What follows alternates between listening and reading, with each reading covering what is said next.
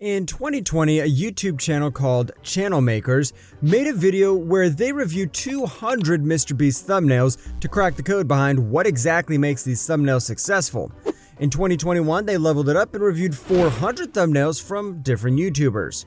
Last year, the YouTube channel Movavi Vlog did the same thing, but this time they reviewed 1,000 thumbnails to figure out YouTube's thumbnail algorithm. That's a total of 1,600 thumbnails reviewed, and they all prove this. Great thumbnails have 5 things in common, and we'll go through each of them one by one. First, let's take a look at some of the good and bad thumbnails and try to spot the difference. These thumbnails are both about home tours. As you can see, the one on the left has too many things going on, like lots of tiny graphics, too many words in different fonts, snowflakes, and a Santa hat. The colors are also dull, so none of these elements stand out. Meanwhile, the right thumbnail is a lot less cluttered. The brown against the blue works really well, and font is also easy to read. And it shows a real picture of the home in question, whereas some reason the left thumbnail is using computer-generated graphics that look nothing like the home that's being toured in the video. That alone is especially misleading. Even the wording of the right thumbnail is better. It gives a clear instruction to the viewer to tour the bewitched home. The image used in the thumbnail also supports this message.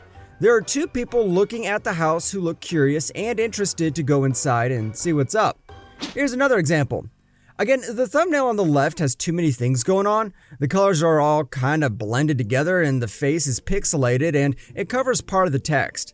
The right thumbnail is the total opposite. It has a clean background, there are only 3 colors, all of which stand out against each other, and you can clearly see the character and the font is easy to read. Every element stands out and gives you a clear picture of what the video is about. It's the same principle with these 2 thumbnails. The left thumbnail is dull and the car doesn't immediately stand out. You can't even tell if that car is a Tesla. Plus, the message is kind of vague. There's no context as to what beyond means. Meanwhile, the right thumbnail is crisp and vibrant, and there's a clear question whether that particular car interior is worth an extra $1,000. It's one singular idea that tells you what the video is about, and it's phrased in a way that makes you want to find out if it is indeed worth $1,000. Again, it's the same with these 2 thumbnails, which are both about video games. The one on the right clearly tells you this video is about a gun that does instant reloads. You can see the gun, the words instant reload, and that's it. Clean and simple.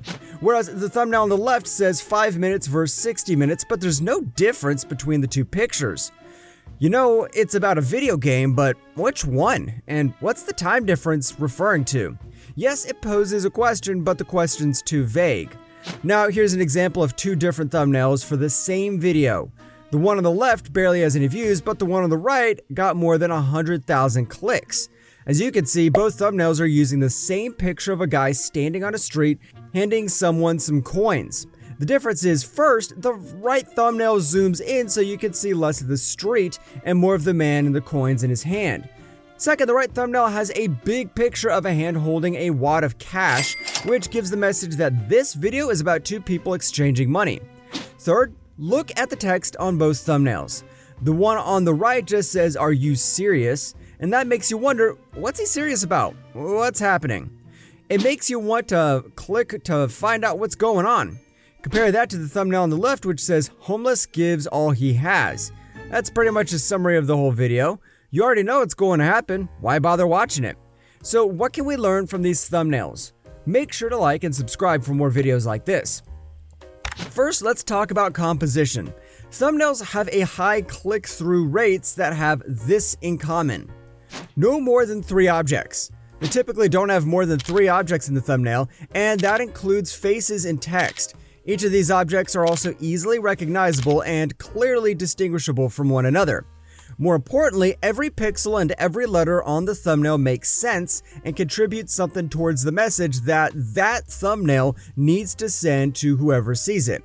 In other words, no element should be on the thumbnail just for the sake of it. It needs to have a purpose, which is to tell the viewer what the video is about in a way that invokes curiosity and intrigue and makes them want to click.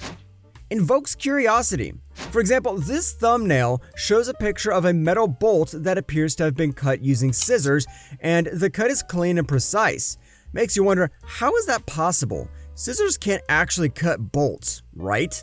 Much less cut it like a machine would do. A YouTube channel called Inventor 101 is a master of this. Their thumbnails depict 2 or 3 objects that typically don't go together, and it makes you want to know how they're using these objects and what the results would be. You can also reinforce this curiosity and intrigue by combining objects and words like these thumbnails. Why is this one showing a picture of a snake and words 70% birds? What's the correlation? I need to know. What's the secret behind this one? Is it a cat? Is it the sugar? Is it something else entirely? Also, the secret to what? You bet your ass I'm gonna find out.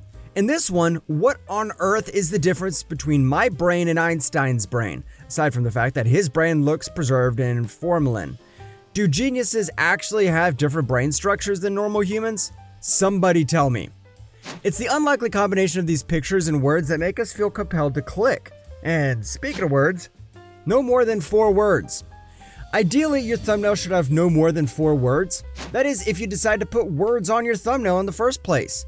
When channel makers revealed 200 of MrBeast's thumbnails, they found that half of these thumbnails don't contain words at all, and those that did have words only of 4 max. For high-ranking video thumbnails that do contain words, these words typically mention a period of time, an amount of money, or a catchphrase that draws out your curiosity or invokes a certain emotion. That said, sometimes there's no better way to convey emotion than through faces. Faces that convey emotion. One of the main things that viral video thumbnails have in common is that they have huge faces on them, where the person is making an over-the-top expression like these thumbnails. Again, MrBeast is a master at these. Channel makers even found out that MrBeast prefers expressions of shock and excitement. There's just something about these feelings that draws people in. Now, a couple of things to remember when you put faces on your thumbnails. First, limit it to just the face, not the torso or the whole body. Remember, thumbnails are just tiny displays, no more than 2 inches in width, so you want the face as big as possible. This way, the face expression can be seen clearly.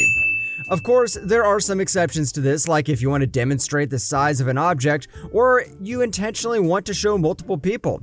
Another exception is if you want to demonstrate a specific action, like playing the guitar or doing poses for Instagram. Another tip is, when applicable, try to use your hands to direct someone's attention towards an important piece of information, like an object or text. You can use your hands to convey emotion. Now, let's move on to colors. Using the right colors. This highly depends on your niche. MrBeast is known to use vibrant, oversaturated colors on his thumbnails so that they easily stand out.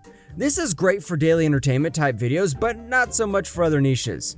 For example, lifestyle blogs typically have more light and airy color palette. Tech and gaming videos usually use crisp colors and even neon glows. As for true crime and horror stories, you typically see thumbnails in a dark, mysterious color palette or even sepia tones. But at the end of the day, what's really important is that your thumbnail gives a clear message on what your video is about, and this message needs to be communicated in a way that gives the viewer a compelling reason to click. Netflix has found out that people only spend less than 2 seconds looking at a thumbnail before deciding whether to click or to scroll past. That means your thumbnail has to have a singular focus. It needs to tell one story or communicate one piece of information. Any more than that, and it'll be confusing for viewers. If there's no clear message, or there are too many messages, it'll take way more than 2 seconds to process that information, and you'll lose your viewers' attention. If you want to find out more about Netflix's thumbnail secrets, watch this next video.